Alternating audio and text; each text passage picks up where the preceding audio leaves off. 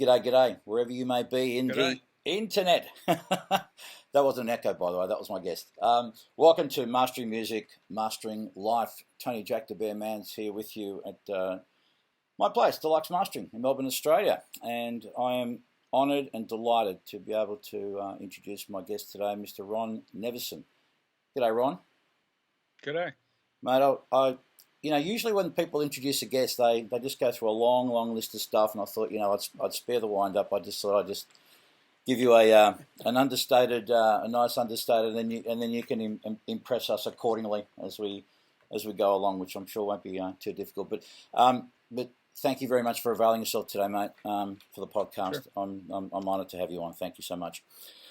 So, mate, when I was doing a little bit of research on you before our discussion today, I noticed that there was a lack of material on you, and I was surprised that there weren't a lot of podcasts. There was one recent one you did that's up on your website, which I thought was really cool. But are interviews something that you tend to shy away from, or is it just not that many opportunities that come your way? I'm surprised that a man of your stature wouldn't have more. There would have been more on you online. That's all. I'm just curious. Right. There's a good reason for that. I'm not really fond of doing these kind of things as a general rule, but I am writing a book, mm-hmm. and they've encouraged me to kind of go out and do more of podcast interviews.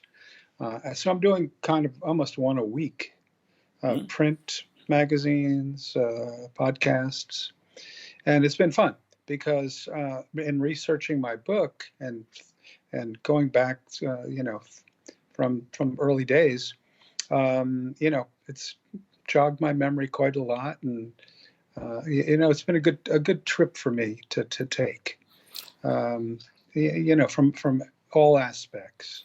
Yeah. To appreciate my life, to appreciate what I've done, that you kind of look back and you go, oh shit, I can't believe I did all that stuff. And I'm now 74 years old, so I think the time was right to get an offer to do the book, and I'm having a good time doing it. I have a great writer and lives in the Bay Area, San Francisco area, mm-hmm. and we're doing a good job, I think. Hopefully everybody will like it. I think there'll be no shortage of people that will be interested, mate, because your career's been really quite extraordinary, and you're right. I mean, when you do go through life and you stop, I guess, when you love what you do and you go through your projects, and it isn't until some point when you stop and have a look over your shoulder, and in your case, obviously there's half a century or so. Even just to think about it in those terms. I mean, I've just turned 56, so to be working that long, even getting that around my head's quite extraordinary. But mate, you've some could say, if they looked at your resume, that it's been a bit of a charmed life. I mean, you started in the UK. So, what got you into the UK as a young American boy? Well, have to start at the beginning, I guess. When I was a kid living in Philadelphia, I kind of joined the Temple University Boys Choir when I was 9 or 10 years old, and got classically trained. I was singing Mozart. I was, a soprano. Yeah. When my voice changed, I didn't rate myself as high anymore, to tell you the truth. And I had a really big interest in electronics when I was a kid. In the 50s, when I was 10, 11, 12 years old, late 50s, I was building transistor radios, and I loved putting kits together, Heath kits. I love doing all that. And it doesn't surprise me looking back that I have a career in music and electronics, the two things that I was really doing most of my childhood. Somehow I wanted to get into the music business, aside from singing, which I was in some local bands in Philadelphia, mm-hmm. In the early 60s. Mm-hmm. The Beatles came along, changed my life totally, in the early 60s. And I guess what really, I tried a lot of different things. I tried to be a manager. I even tried promoting a Vanilla Fudge concert in Allentown, Pennsylvania, and I ended up breaking even. And I thought, oh, this is not for me. I could have lost my, but as luck would have it, the guy I hired for the sound was a guy named Dave Hadler, who's since passed away, a great guy. And he had this company called Festival Group Sound in Philadelphia that was owned by the Electric Factory Concerts, which is a fairly big East Coast of the U.S. concert promoter that's still in business today. The sound company isn't, but so I started working for the sound company. And 67, 68, 69, I started humping gear and worked myself up into a front of house mixer by 1970, where I did tours with Eric Clapton, the Derek and the Dominoes tour, Mad Dogs and Englishmen tour, which with Joe Cocker, and Traffic. Wow. And I was riding in a car with Chris Blackwell, who is the Island Records Traffic's manager at the time and Island Records head. Yeah. And I said, I'm beat. I'm beat up from being on the road for 2 or 3 years. He said, what do you want to do? I said, I'd like to take what I've learned, my knowledge of mixing, and take it into the studio. He said, well, you can come work for me in Island. I have a studio called Island Studios on Basing Street in London. And that's what I did. About 6 months later, in early 1970, or late 1970, I think it was late 1970, I kind of turned up at Island Studios and started working for £15 a week as a tape op. I remember at Island Studios. Yeah, I remember those days with tape ops. Yeah. How times have changed. T-boy tape ops. Yeah, I think that's the first job. Look, I had a leg up because I knew about microphones and I knew about preamps and I knew some of the technical things. I just didn't know how it related to recording. So rather than the average kid that just went in as an intern, or I was somewhat knowledgeable. I had worked with some impressive artists, and by this time I was 25 years old. I wasn't 17 or anything like that. So that's what started me on my England engineering and producing trip. By 1973, 3 years later, I was engineering Quadrophenia, physical graffiti for The Who, for Led Zeppelin, and Bad Company albums, all in 1973 and 4. I mean, I guess it's like with anything, when you work, I mean, with the passage of time, we see Quadrophenia and physical graffiti as, the bona fide classic albums. But, I mean, at the time when you're working on them, obviously they hadn't been around long enough to become a classic band, but was it a case of pinching yourself, though? Or were they... I mean, what was that feeling like? A little bit. Firstly, when I was in Philly, before I started, just when I was starting off in the sound mixing business, I had seen The Who at the Electric Factory doing Tommy. And here I am 4 years later, recording Quadrophenia. It was that kind of thing. Sure, I was in shock, basically. Yeah. There's always something. But I didn't. You work too fast. You don't even realize it. And if you're young, you bounce off of things. Right? Sure, but it's a nice feeling though, that surrealness when you do get to work with people that you. I mean, I got a similar feeling when I get to speak to luminaries in the industry. Yourself, and even when I spoke to Mike Fraser, who, great, Canadian producer, and growing up and he was nothing more as yourself, was just a name on a list of credits of so many records, and to think that, one day you'd sit down and just engage in a conversation with these people as equals, and, it's like, wow, it's really quite amazing. Yeah. So I can relate. So, what do you think? What do you think is the biggest difference between these? I mean, apart from I guess the digital stuff, but where do you see the biggest difference in record making these days, mate, and just the industry? I mean, what do you think's been the biggest shift, and what are the things you miss about the old days? Well, I guess the biggest thing as far as the actual recording side of it is digital. There's no question about that. The ability to now, I'm not one that misses analog to the point where I'd give up digital. I think it's a great tool. The things that you're able to do these days with software, and from somebody that started, with 8-track, really. Yeah. It taught you to mix, though. Even though actually the Island Studios was 16-track at that point. But when you're working with 8-track, you had to mix the drums, let's say, on 2 tracks. You couldn't afford to use more than 2 tracks, and you had to print it with reverb and all.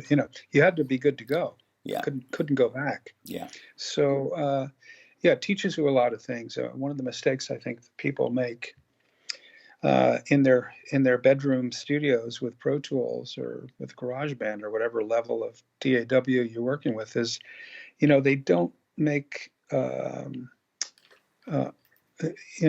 they don't make what do I want to say? I guess you have to kind of make decisions as you go along. You can't leave them pile up, because at the end you've got 100 tracks, and when you're doing work, when you're getting guitar sound or a vocal sound or whatever, you're in the best position right then to nail that sound. Yeah. And not leave it on 3 different tracks. And so I think that the fact that it allows you to do that, the digital workstations allow you to do that, doesn't mean you should. Yeah. I think there's that saying that variety is the enemy of efficiency. So sometimes when you're spoilt for choice, and also that spontaneity can be lacking, and even the magic in performances. I mean, in this day and age, there's this level of perfection in terms of replacing drums and tempos and pitch correction and whatnot. And when people talk about something about there was a magic about the 70s and the 80s, but I think if people were to listen closely to some of those multi-tracks, there probably would have been a hell of a lot of mistakes in terms of, timing slurs or little off notes or whatever. But the culmination of those little quote-unquote errors cumulatively created the magic, if you know what I mean, the feel of it. Well, I think samples can be very important, and you don't have to like, for instance, in drums, you don't have to replace the drums. You can add a sample, just a hint of the sample, to kind of fatten it up or to give it a crack or to do whatever on the snare. Same thing with the kick drum and all the drums, in fact. So you don't have to use them as replacements. You can add to them. Sometimes I take 3 or 4 or 5 different samples and do a mix of the sample and add that to the original drum. So do you so how much so obviously you're a producer in your own right, but in this day and age when you're doing a project, how much engineering hands-on are you doing these days, or do you have dedicated engineers that you prefer to work with these days? No, I do it all myself still, but not the Pro Tools part. In 1996 or something, 95, 96, I bought a Pro Tools rig. And I started trying to learn it and use it. And I thought, I'm not going to be able to engineer, produce, and do Pro Tools. Of course, if you're brought up like that, yeah, sure, the learning curve is a lot longer. So, and besides that, whenever I hired a Pro Tools guy to use my rig, they'd want to use their own. Yeah. And I thought, all I need to do is really bring my hard drive, Mm-hmm. plug it in. And so I decided not to be in the hardware business as far as Pro Tools go. But when I'm engineering to get the sounds, to do all that, if I'm doing like live strings or something like that, sometimes I'll get another guy, so I can pay more attention to what's happening. To get a guy that kind of just does that in a big room and knows the room. So, but generally speaking, I do all my own stuff. And as far as mixdowns is concerned, so you got your own little mix suite, and that's where you prefer to work, or I do have one in my I have one in my house, and so that's kind of where I'm on a new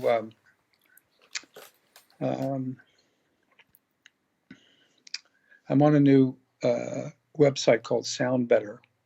Okay, tell us about that. And I've started to work on that because I am right now. I'm a single dad raising an 8-year-old who's just finished 2nd grade here, and I wanted to do more stuff at home instead of going to LA or the Bay Area, San Francisco, where I traditionally go and do projects, or Seattle. So that has afforded me the time to work from at home from 9 in the morning till 5 at night doing mixes. So I've been doing that. What's it like fatherhood like now at this stage of life? Yeah, well, I was 66 when I had a daughter. You sly old dog, you. I know the mom is not in good shape. She's a drug addict. Using meth and heroin, and I've tried to do as much as I can for her. But in the end, you have to do it for yourself. And you have to want to get help, and you have to go along with people that are trying to help you. And she's only 50 years old, and she's headed down the wrong road. And so I've been a little bit more careful about taking on projects. Yeah, understood. You have other children, Ron, from any previous? No, okay. I don't. Wow, that's amazing to enter fatherhood at that age of life. Do you enjoy being a dad? I do, and I just never found the right woman to have a child with, I guess. And if you look at my career, the way I've moved around, and it's only actually the child that slowed me down. Yeah. Well, you're looking good at 74. How do you keep fit? Thank you. Thanks. How do you keep fit? I have a regimen that I do. I live in the mountains here in Washington State, so I'm out there every day that there's no ice. So this time of year, I'm out there every day doing a couple of miles and in the hills, and kind of like keeps me going. I watch my diet, be careful about sugar and stuff like that. Yeah, and, I think a lot of guys like us who work in this kind of business, and it's hard to keep healthy. And I think for people that are touring, especially that travel a lot, it's hard. Just different places, different air, different water, different bedding. It just they're all little things, but they all add up in terms of how you're feeling. We thrive on familiarity and consistency, and anything that we can do to help our cause, in terms of that, it's just important. I just find that I used to be a very obese, about 10 years ago, about 370, 380 odd pounds in your money. Wow. And managed. Do you do stone down there like they do in England? Is it or not? Or it's kilos? No, we don't do stone. We're kilos. Yeah, we do. Right. We're imperial.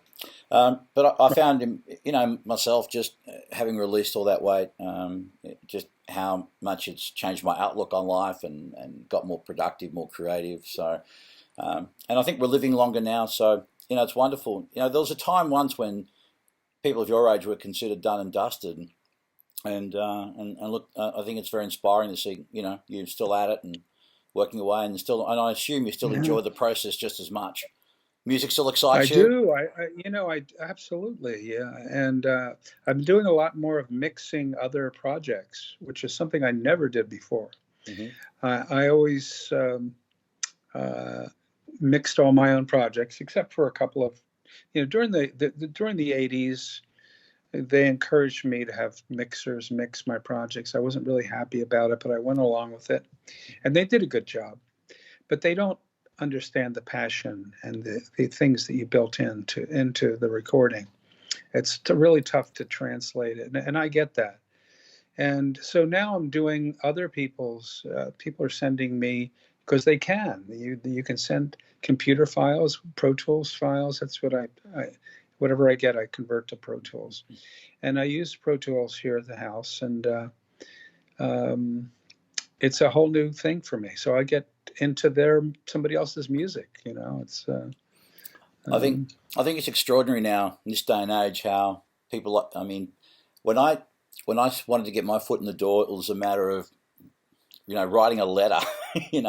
So a round trip letter just to get there and back was 2 weeks, and now it's a click of a mouse, and just about everyone's on available. And most people, surprisingly, are the people that you contact directly. There's not a matter of so many gatekeepers. I mean, for me to get a hold of you, right? That's very true. That's very true. Yeah. For me to get, if I was doing this podcast in 1981, it wouldn't have been as simple as what it was now. When we certainly didn't have the technology. It still blows me away, Ron, that we can look at each other and speak with each other. And yeah. No, I was thinking about when I was 10 years old, 9 years old, 10 years old. I was fascinated by wireless. I was fascinated by the fact that radio could come to your little, that's I'm still fascinated. Yeah. And but you're right. Today, somebody can Google me, and you don't even have to. You could Google Ron producer Ozzy, and my name will come up. You don't even have to know my last name, and my website will then come up, and then you can hit me up. You can contact me on the website. So I'm easy to find, and so you found me. Yeah.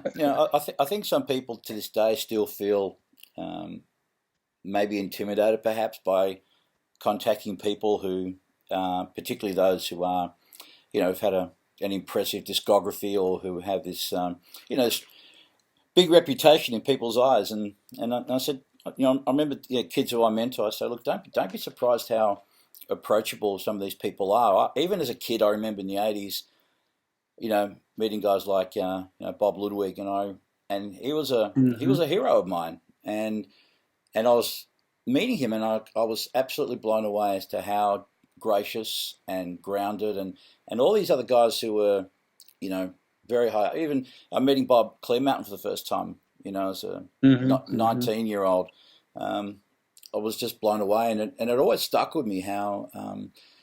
Part of the greatness of these people that I looked up to was their humility and that they, despite the, even though they had all these hit records and gold and platinum and stuff behind them, they were just still your normal bloke from down the street. The next door neighbour probably would have had no idea of who they were and what they did, and so and it always remained with me. I live in a small town. I live in a town of 2,500 people across the river from the town of Hood River, Oregon, which is 5,000 people, and nobody knows who I am.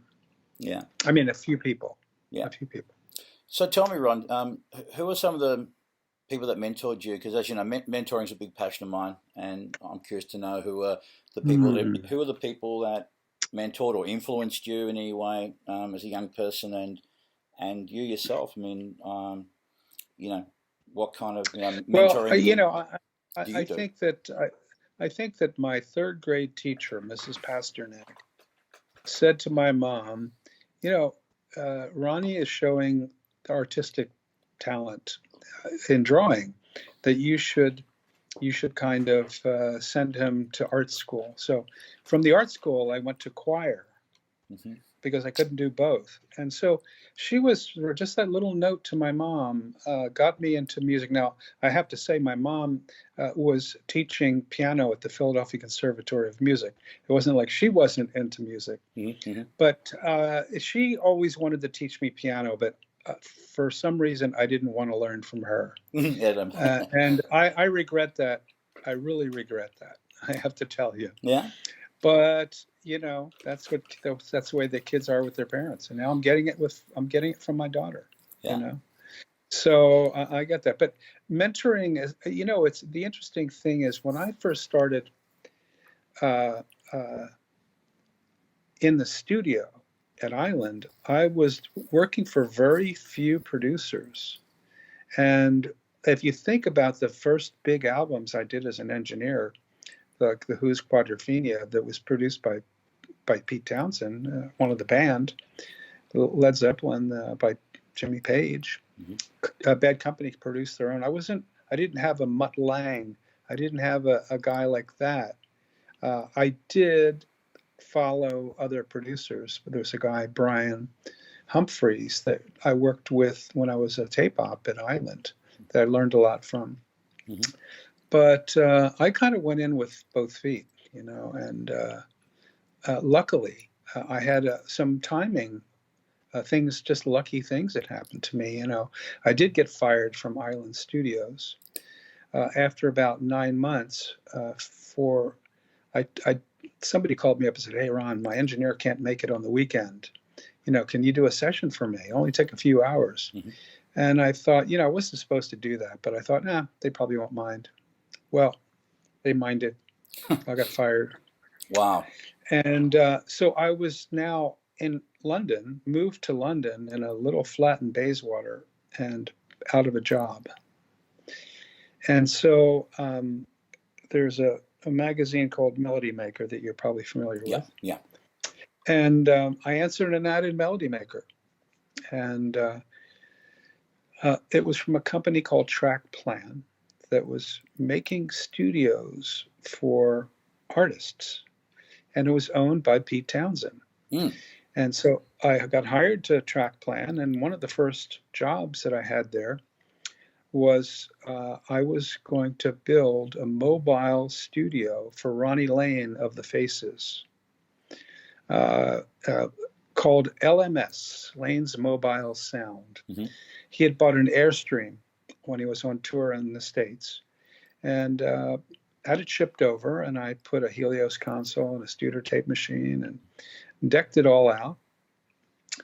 And as it would happen, 6 months after I built it, I was using it for cutting the tracks of Quadrophenia. Wow. And the story is about the way that happened was that the Who wanted to do Quadrophenia in quad. Yeah. They had talked to MCA about doing it. And they had this really bogus kind of system to bring quad by putting the rear tracks out of phase with, for the vinyl. It wasn't like discrete quad. Yeah, right. Mm-hmm. So the front to back separation was like 3 dB. It was like a big mono. Yeah. But anyway, we didn't know that at the time. And Pete wanted to have a quad studio, and there wasn't any. So we built his own. But the control room wasn't ready. The Helios console was not ready yet, but the studio was finished. Mm-hmm. So we called up Ronnie Lane. He said, "Hey, Ronnie, get your Airstream down here." And so that's what we did. And who better to use as an engineer on the Airstream but the guy who built it? Absolutely. And so I didn't initially, I just got the job to go and cut the tracks, and they liked me and they kept me for a few years. So, I did that album, and then I did, a year later, I did the Tommy film. Mm-hmm. So it was a couple of big projects. But so, I at this point still wasn't working under any producers, and I've never really since then worked for another producer. It's been a hard gun. Tell me, what was your relationship like with Pete, and how was it hanging around the Who and being in amongst that whole thing, and with good old Keith Moon around the extraordinary. I mean, was he as mad as the way we perceive him to be, or the way? I mean, quite often we think of Keith Moon. Well, two things come to mind: one, what an extraordinary drummer he was, and two, that he was just next level crazy. But how was your time with those guys? Well, let me just say that I had a lot of time with Pete and a lot of time with Keith. Pete was great. He was my mentor. He was the guy. He had his own studio in his house that he used to do the synthesizer. Right. Because in those days, the ARP synthesizer he was using, early days, you couldn't keep a sound on it. Right. In other words, you had to dial in a sound, and when you went to the next sound, you had to totally ruin that sound. It wasn't a program, you know. You had to tune the oscillators. You had to do all the work. So really, if you wanted a string sound like you did on "Love Rain on Me," you had to dial the string sound in and then record it before you could do a horn sound or some other sound. Yeah. So what he would do is he would do a click track, and he would do just basic drums and bass in his studio by himself. Nothing fancy. No, he didn't want to kind of compete with Entwistle or Moon, right? He'd just do basic stuff on the synthesizer songs. And when we'd come in, we'd basically overdub the drums, bass, and guitar on it. And so we did a lot of work like that. And of course, with Quadrophenia, there was a lot of other issues with it was a double album. We did a lot of sound effects. I towed the LMS down to Cornwall to record quadraphonic sea noise because I thought we were going to be in quadraphonic, right? And there wasn't, even going to the BBC in those days, there wasn't hardly any stereo sound effects, let alone quadraphonic sound effects. Yeah. So yeah, it was a task. But Keith, go ahead. No, you just preempted me. I was just gonna, I'm just waiting for you to tell me a little bit about Keith and your time with him and any particular anecdotes you could, recall. Yeah, Keith. The first thing I noticed was, where am I going to put the microphones for these drums?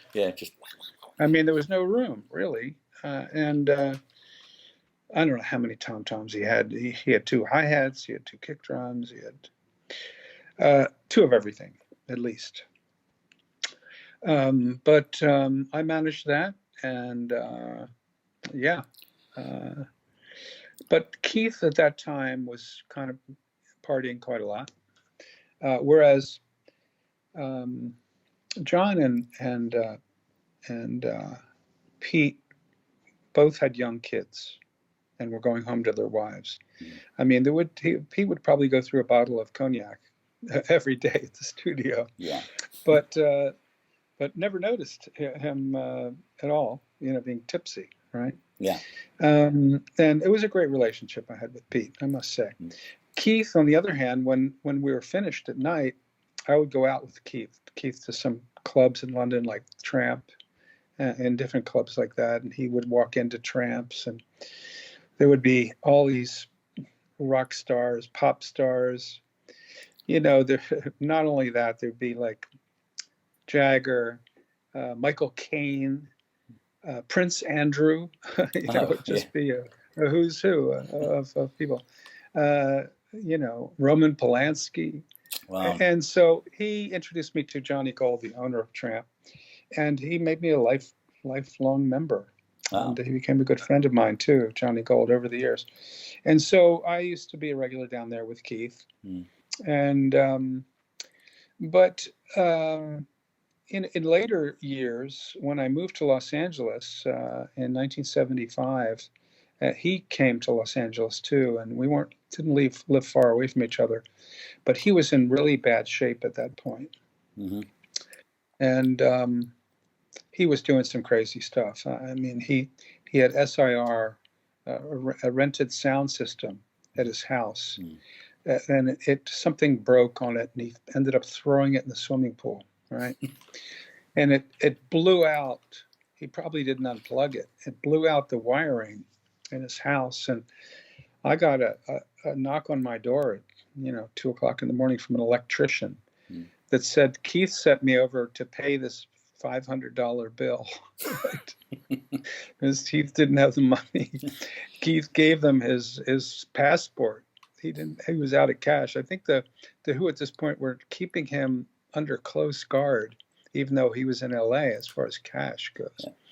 And so a bit crazy. I mean, but he was such a gentle guy, you know, not without the craziness. And we would go and go to the pub together and play bar billiards. I don't know what they're called down where you are. Yeah, pool. You know, the little kind of small little. Pool table, like small. Yeah, little holes in the middle, and you know. And he said one time, he said, "You want a table like this? I got 2 of them." And I said, you know, no, I don't think so, but thanks. And then actually I thought, you know, that would be cool to have a table like that in my house. So I called his wife up, Kim, and I said, hey, where did Keith get his bar billiards tables? She said, he doesn't have any bar billiards tables. I said, okay, it must be John that told me that. So here's the story, you know, if Keith had found, I said, don't tell him I called. If Keith found out that I called, he would have gotten 2 tables, one for me and one for in case I ever came over to his house. Yeah. Right. That's kind of like, that sums up Keith. What a good guy he was. Yeah. You know. I imagine for the layperson being around like big rock stars, like massive fucking rock stars, what a crazy and fascinating world. I mean, you've been around a lot of it, and of course, you're human as anybody else with the same feelings and insecurities and whatnot. But there's a certain air about it. And but what did you find that there was a lot of frailty around these sort of people? I mean, I think a perception sometimes is when you got money and fame, fortune, etc., and a lifestyle where everything is pretty much available at your beck and call. Did you find happiness, fulfillment, or did you find that there was a lot of emptiness in people's lives? You know, in amongst that upper echelon. Well, fame can be a 2-edged sword, that's for sure. And you'd have to. Everybody has a different personality and deals with it in a different way. It's really hard to answer that question in a general sense, because some people are more grounded than others. And Pete, like I said, had 2 young daughters, and he was pretty grounded in those days. But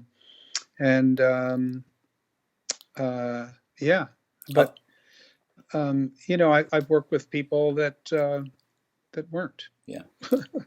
How did you manage the personalities of the time, particularly the ones who were really wayward? I remember you talked once about with Ozzy. I mean, the extent you'd go to get a vocal. I think he wouldn't do a vocal, and his wife mentioned you taking to France or something. I mean, well, what happened with that is he just, when it got around to vocals, which was a bit of a time, because I had been working with Jakey Lee and the keyboard guy, and it took a month or so into the recording to get around to doing vocals, or maybe even more. And he started not turning up. He was like drinking and just carousing, and so I called up Sharon. I said, I'm having trouble getting Keith there. Where does he hate to go? She said, oh, he hates France, them frogs, I said, okay, we're going to go to Paris. So I got a studio at Davout in Paris for 2 weeks. We checked in the Georges V, and he had a minder with him. And we got it done in 10 days. We got it done. And he couldn't wait to go home, and I needed a captive audience. I really needed him to kind of do it, and he knew that. But the first day, the studio was on the other side of Paris. It's very difficult to maneuver through Paris. They have the road outside of Paris, the périphérique. But it's like any of those old cities that, to get to one side, you got to kind of go into the center and come out the other end. And it took an hour to get there by limo the first time. I guess I didn't. I was looking for a studio that had the stuff I wanted, an SSL room and the microphones I wanted and all of that stuff. And I wasn't paying attention how close it was to the hotel. Mm-hmm. But so after that, we took the metro.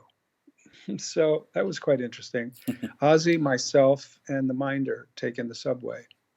So that worked out fine. It was like 15 minutes, and nobody recognized him that I remember. So was he disguised, or was it just the fact that no, people probably weren't expecting him. Yeah, like that. So in this day and age, you can't get away with the extremities or that people demand these days. I mean, I've stories about people wanting to get mobile recording units in another part of the world. It's I think the prima donna rock star is probably not going to survive these days, or budgets won't allow anyway. Yeah, maybe so. Yeah. So how did you? I think psychology is a big part of our job in communicating to artists. What's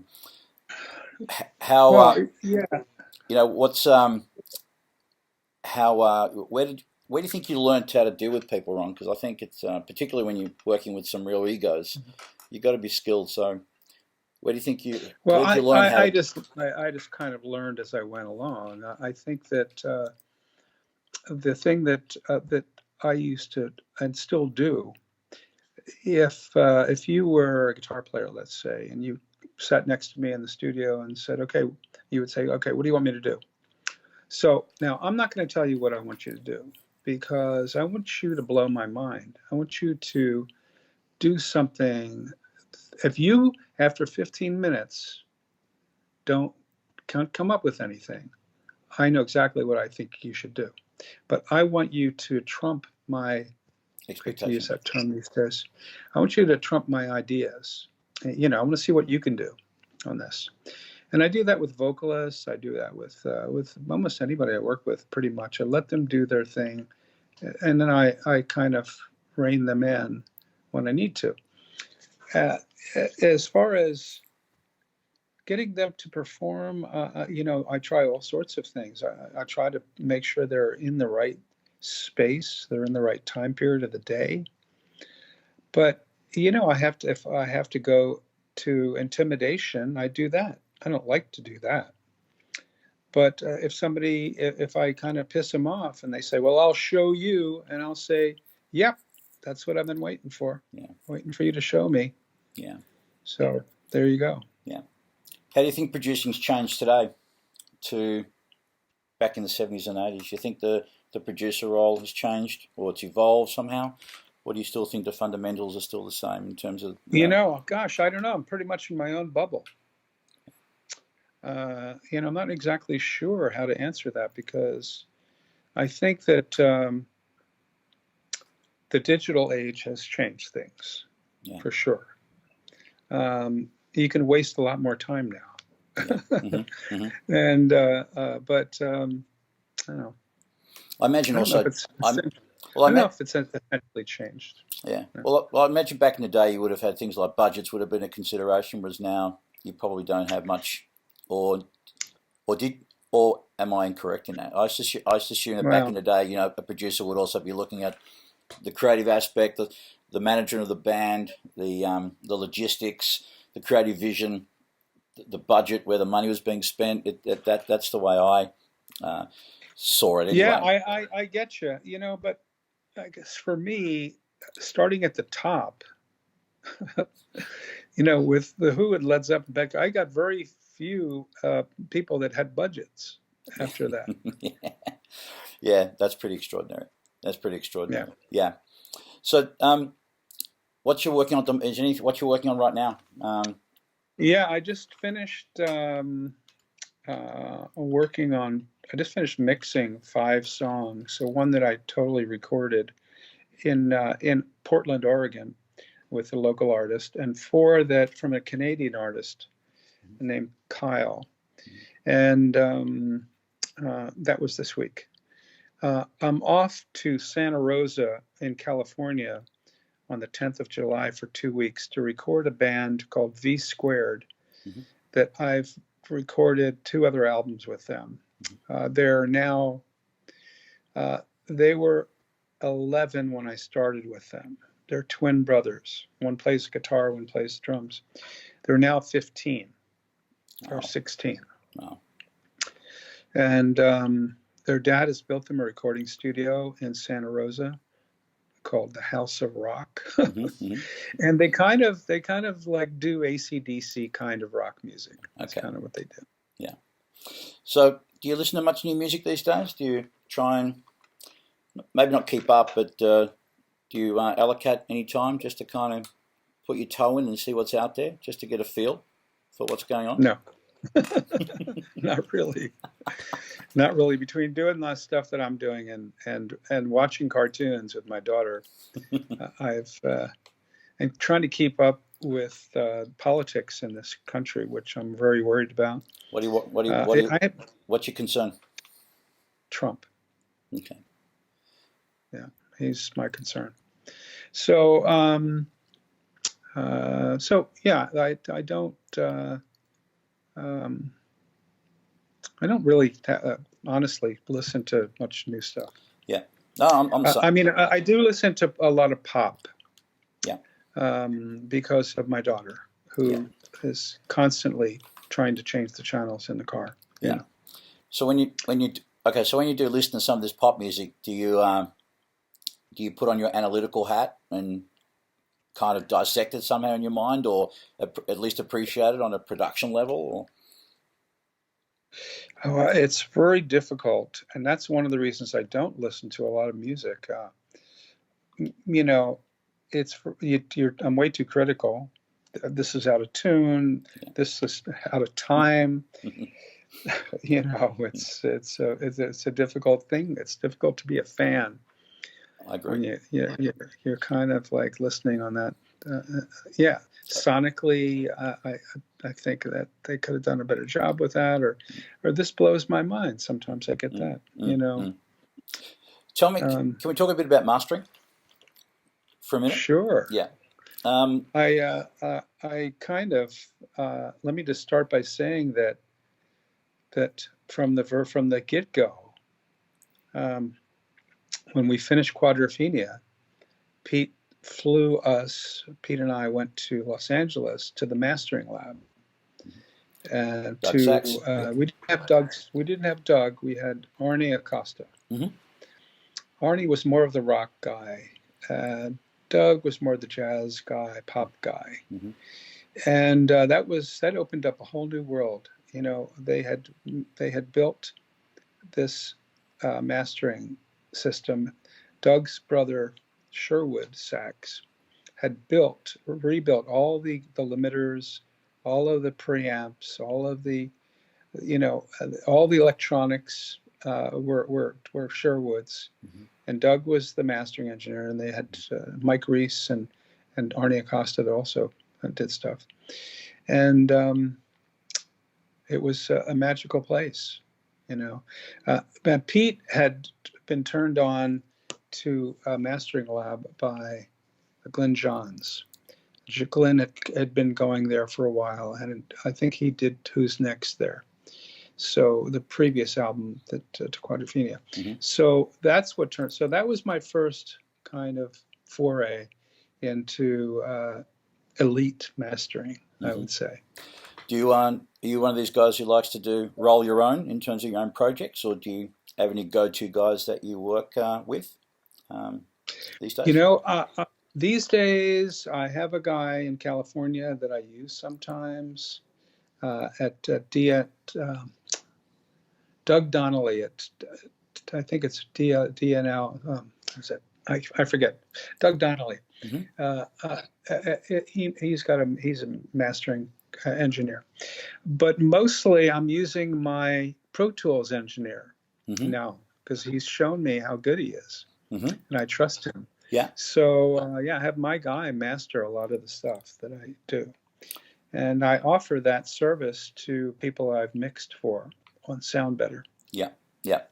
I think it makes sense. I think in this day and age, I mean, I'm a dedicated mastering guy, but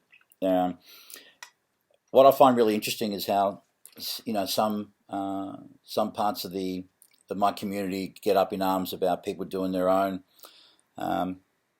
because, well, it's not an objective set of ears, yada, yada, yada. Personally, I have no problem with it. I think there's no law anywhere in the world that states that, a producer, an engineer, or anyone can't do their own. I think there are people there doing amazing work. Personally, right. I prefer working with people that sometimes have to resort to doing their own, because then they understand what I can do, or more importantly, what I can't achieve in the process, which means they're going to go back and they're going to mix more appropriately and make a better record and allow me to do the job I'm meant to do, which is actually not much at all. So, Right. Well, I could say the same thing about digital workstations where people are recording all their stuff in their house. I've been a house recorder since the very first day of being in this business, when I built LMS, when I built that mobile. Yeah. And I did, not only did I did, when I took a job in 1975 to be the chief engineer of the record plant studios. Mm-hmm. And I moved from England. Everybody was moving, all my clients. The Labour government came in and changed a lot of tax loopholes, and Rod Stewart left, and Elton John moved, and the Stones moved to Monaco, and and there was power cuts, there was oil embargoes, there was coal strikes. I think it's a good time to move. So they offered me a job, and I took it. Mm-hmm. And so I started pretty much my engineering producing career in 1976 in Los Angeles. And I only worked for Record Plant for a year or so, because I had already established myself, and I didn't want to be tied down to any one studio. So, but it was a great transition, great time for me. Now, there's something nice about being your own man. I think I'd have to agree. Just having autonomy and not having anyone on your back telling you what to do, and right, putting restrictions on you. I love the guys that on the Record Plant, but they were asking me to do sessions with major artists at very strange times so they could book the place. Yeah. They wanted me to come in at 10 o'clock at night or something. I said, I can't ask them to come in at 10 o'clock at night. Mm-hmm. And how about if somebody asked me to work in another studio? So it lasted about a year or so, maybe a little longer, that I worked for them. And then I just became an independent engineer producer. Mm-hmm.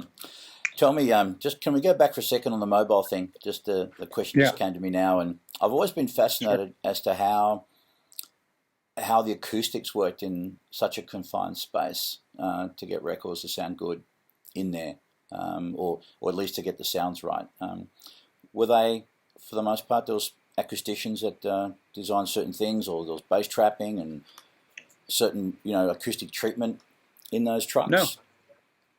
Oh, in the trucks. Yeah. Well, the only one that I designed was ideal because it didn't have parallel surfaces. It was a cigar cube, the Airstream. Mm-hmm. So it didn't have it was curved. Uh-huh. And so I put flock spray on the walls, which is an acoustic treatment that they throw up there. Mm-hmm. I put hard rubber on the floors and carpet on the areas of where the speakers sat.